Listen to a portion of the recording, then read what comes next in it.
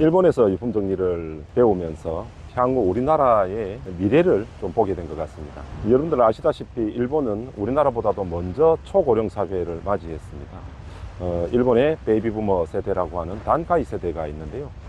전쟁 이후에 태어난 세대인 이 단카이 세대는 3년 동안에 많은 인구가 태어났습니다. 1년에 300만 명씩 태어났는데요. 전 세계적으로 전쟁이 끝난 이후에는 항상 아이들 출산율이 굉장히 높습니다.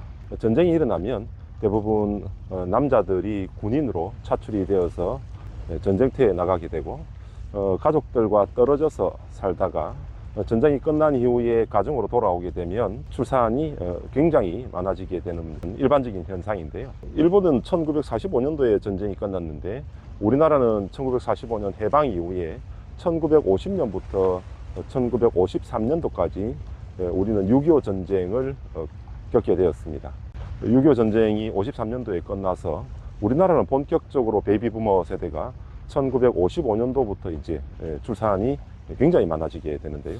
이처럼 횟수로 보면 약 한 8년 차이를 두고 일본에서 일어나고 있는 사회적 현상은 우리나라와 거의 비슷하게 일어나고 있는 부분들이 좀 착안이 되었습니다. 게다가 일본은 우리나라와 조금 다른 문화가 좀 보였습니다.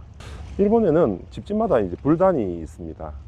가족들이 줄어들거나 또 핵가족으로 인해서 서로 떨어져서 살다 보니 집집마다 있는 이 불단이 이제 혼자 살고 있는 사람마저도 돌아가시게 되면 이 불단을 어떻게 처리해야 될지 이게 사실 굉장히 큰 관건이었습니다. 그리고 혼자 살고 있는 사람이 사망하고 나면 냉장고도 하나, 세탁기도 하나, 그리고 책상, 침대, 모든 가재도구들이 한 사람의 분량이 엄청나게 많이 발생을 하기 때문에 이 많이 발생되는 부분을 어떻게 정리해야 될 것이냐, 이게 일본에서 엄청난 큰 문제로 대두되게 되었습니다. 결국 가족들이 직접 처리할 수가 없으니 누군가 대신해서 정리해야 될 사람이 필요하게 되었고, 이 정리하는 것을 처음으로 착안한 사람이 바로 일본의 요시다 다이치라고 하는 사람인데요.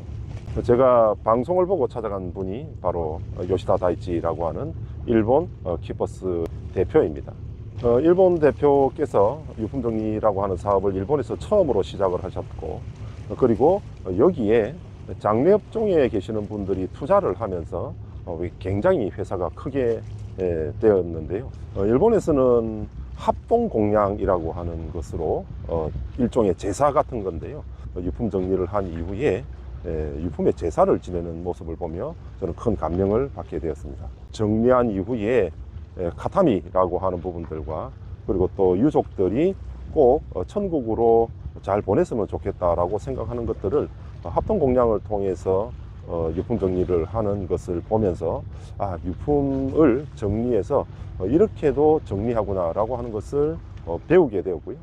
당시에 저는 직원의 사망으로 인해서 굉장히 좀 우울증도 좀 겪고, 그리고 또 사업에 대해서 회의감이 좀 들고, 비록 돈은 좀 벌었지만 인생을 어떻게 살아야 될 것인가, 여기에 대한 또 뭐 삶에 대한 의미, 여기에 대해서 굉장히 좀 혼란을 겪고 있을 때였기 때문에 좀 더 심도 있게 생각을 좀 했던 것 같습니다. 사망하시는 분들은 참 다양했습니다. 100세 할아버지도 돌아가신 모습들을 보게 되었고요. 10대 청소년도 사망한 모습을 보았고, 또 경제적으로 굉장히 또 가난한 분들도 돌아가셨지만 재벌 같은 경우에는요, 굉장히 큰 저택에 또 재벌의 또 집무실, 이런 것들을 정리하는 경험도 하게 되었는데요. 참 사망이라고 하는 사건들은 남녀노소 할 것 없이 부유하느냐 부유하지 않느냐, 또는 뭐 연세가 많으냐 작으냐, 이런 문제가 아니고 다양한 사망 원인과 저마다의 사정이 있다는 것을 알게 되었고요. 이러한 부분들에 맞추어서 정리를 하고, 그리고 또 합동 공양을 하는 모습들을 보면서 유품 정리가 앞으로 우리 사회에서도 굉장히 필요하겠구나라는 생각을 하게 되었습니다. 특히 제가 관심 있게 좀 본 부분은 일본의 가타미 와케라고 하는 문화인데요. 가타미 와케는 일본에는 가타미라고 하는 한국말로 번역을 하면 일종의 뭐 추억의 물건이라고 할까요? 우리나라와는 조금 다른 문화인데요. 일본에는 돌아가신 분들이거나 또는 추억에 있는 물건들을 서로 나누는 문화가 있었는데요. 죽은 사람의 물건에는 영혼이 깃들어져 있다라고 이렇게 생각을 해서 옷이라든지 또는 고인과 또 함께 추억을 공유하고 있는 유품이라든지 이런 부분들은 서로 가까운 지인들끼리 서로 나누는 문화를 보면서, 야, 우리나라에는 죽은 사람 물건이라고 한다면 모두 다 태워야 되는 것으로 인식이 되어 있는데, 이런 가타미와케라고 하는 문화를 보면서 좀 우리 사회도 이런 문화로 좀 바뀌었으면 좋겠다라는 생각을 하게 되었습니다. 제가 이런 생각을 하게 된 이유는요, 한 사람이 사망한 이후에 남겨져 있는 집에는 너무나 많은 물건이 발생을 했는데요. 이 많은 물건들이 집 한 채 분량이고, 이 집 한 채 분량을 만약 정리하지 않고 그냥 폐기를 하게 된다면 너무나 많은 폐기물이 나오기 때문에 정리를 잘 해서 우리가 현재 지금 어떤 위치에 있는지, 또 우리가 현재 어떻게 살고 있는지를 한번 되돌아볼 수 있는 기회가 될 수도 있구나라고 하는 것을 배우게 되었는데요.